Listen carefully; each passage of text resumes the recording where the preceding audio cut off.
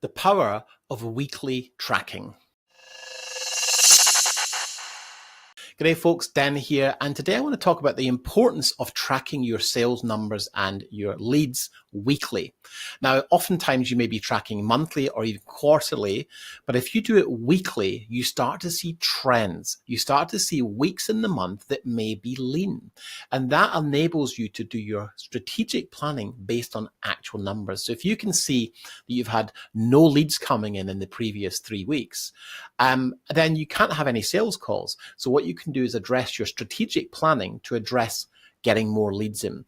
If you've got lots of leads, but you're not having as many conversations, then perhaps there's a hole in your resources around having sales conversations, or perhaps you're not converting some of the sales, but you're having lots of conversations, which would suggest there may be a hole to look at plugging in your sales process. So by tracking weekly, you have a far more accurate idea of what's going on in your business week to week.